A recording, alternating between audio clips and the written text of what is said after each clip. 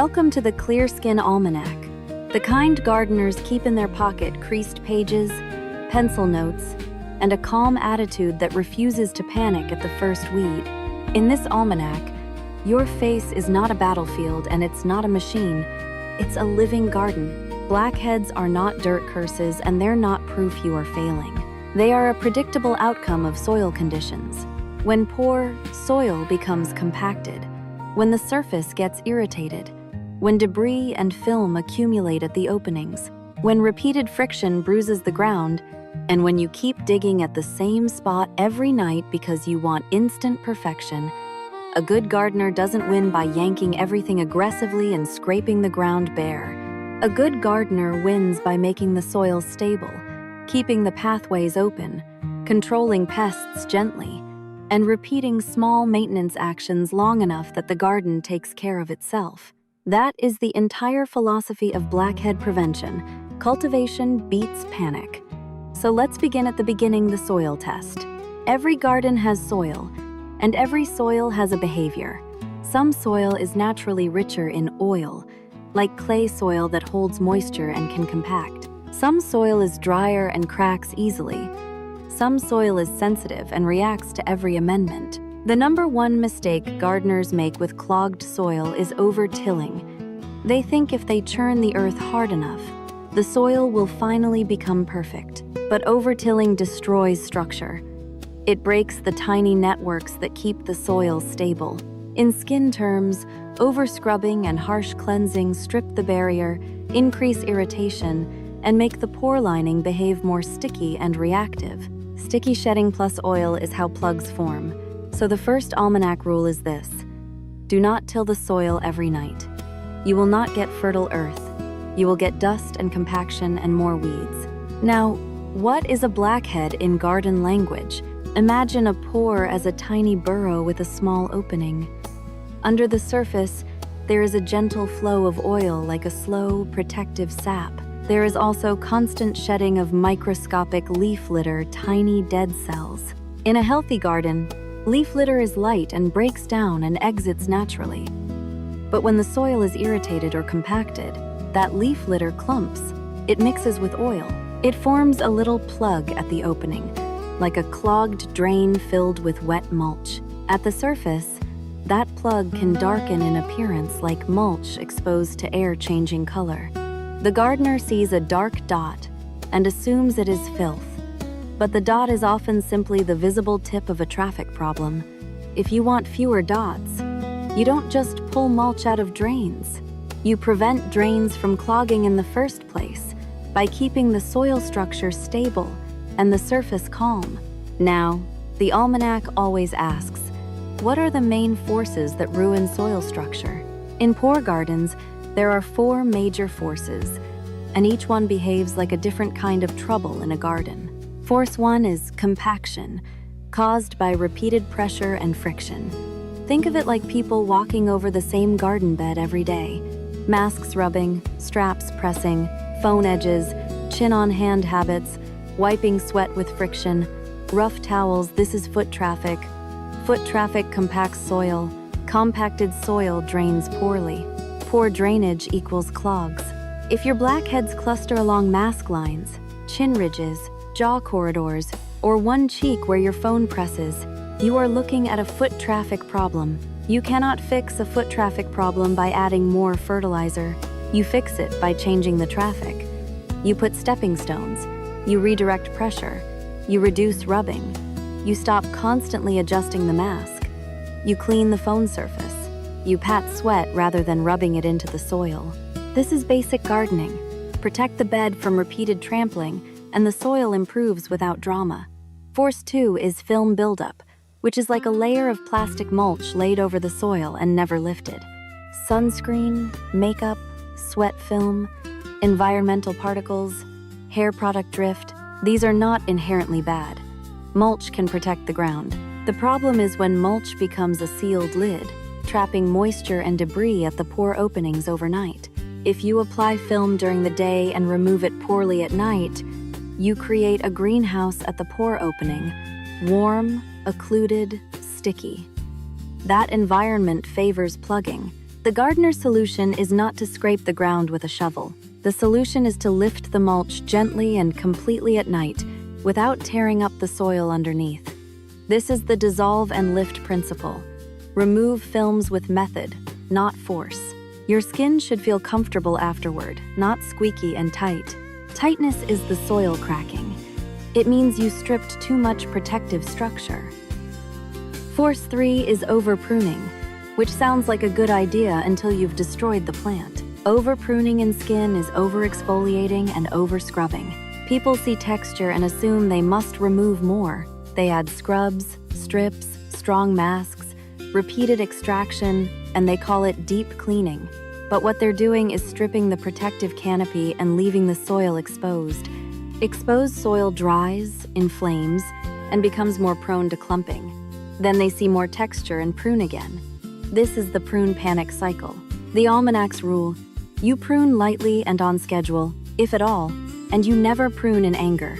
If your skin is stinging, raw, or flaking, you don't prune. You repair the canopy and let the soil settle. Force 4 is weeds of obsession, mirror checking, magnifying inspection, nightly pore trials, and the ritual of just this one squeeze. In a garden, weeds spread when you stare at them all day and keep stirring the soil around them. The more you disturb the soil, the more weed seeds germinate. On skin, the more you inspect under harsh lighting, the more you touch. The more you touch, the more micro-inflammation. The more micro-inflammation, the more sticky shedding and visible texture. Then you inspect again and feel justified. That is weed farming. The gardener's move is to change the conditions. Reduce magnifying mirrors, set a schedule for evaluation under normal light, limit the time you stand there scanning, and make a firm rule: no digging when you are emotionally activated. If you feel panic, you step away. You don't dig. You never do your most aggressive gardening during a heat wave. Now, every good almanac has seasonal sections, because soil behaves differently across seasons. Let's do the seasons of skin. Season 1, hot, humid season, when you feel greasy and you want to strip everything. In humidity, the garden feels heavy. People think, I must dry this out. They over-cleanse and cause irritation. The almanac says, in humidity, your priority is to reduce friction and keep the canopy calm, not to scorch the soil. Use lighter textures if you need comfort, but don't overwash. Handle sweat gently. Remove the day's films reliably at night. Humidity makes friction worse because moisture increases rubbing shear, so pay attention to contact zones. Season 2, dry cold season, when the soil cracks and you think exfoliation will smooth it. The almanac says, don't sand cracked soil. That creates dust and more debris. Instead, stabilize comfort, protect the canopy, and avoid harsh cleansing. When the barrier is calm, shedding becomes more orderly, and pores clog less. Season 3, travel season, when water changes, sleep changes, climate changes, and you panic buy new products. In gardening, you don't replant an entire bed during a storm. You keep things simple and stable until the storm passes. The almanac's travel rule: minimal, consistent maintenance, no new high-variance experiments, reliable night film lift, and gentle handling. Travel is not the time to try the strongest thing. It's the time to keep the soil from collapsing. Season 4, event season, when you want to look perfect tomorrow. The almanac says, do not do a radical pruning the night before harvest. If you scrub and squeeze aggressively, you will get redness and flaking. Those are visible under lights and cameras. Calm surfaces look smoother than injured surfaces. Your short-term play is calmness, gentle shine management, and no trauma. Long-term cultivation continues after the event. Now, let's talk about the garden zones, because different beds have different problems. Bed A, nose basin. This bed has naturally high oil flow and very visible soil pores. Many dots here are normal signatures of oil flow. If they refill quickly and look uniform, you're likely dealing with normal structure rather than stubborn weeds. The almanac's guidance: stop trying to pave the bed. Aim for calmer tone and less contrast by reducing inflammation. Avoid repeated extraction, strips, suction, and harsh scrubs. Keep the nightly mulch lift, film removal, consistent. Over time, the bed looks smoother because it is less inflamed, not because it has no openings. Bed B. Chin ridge and jawline corridor. This is the foot traffic corridor. Masks, hands, straps, shaving irritation, collars, this bed gets compacted. The guidance: reduce friction, reduce adjusting behavior, keep contact surfaces clean, and avoid heavy, sticky layers trapped under occlusion that trap moisture and increase shear. After long contact days, gently clear the day's film without abrading. Do not respond with revenge scrubbing. That's like stomping the garden because you saw weeds. Bed C. Forehead planes and hairline border. This bed is often affected by drip irrigation, hair oils, and styling products migrating. If forehead bumps persist despite changing face products, check border drift.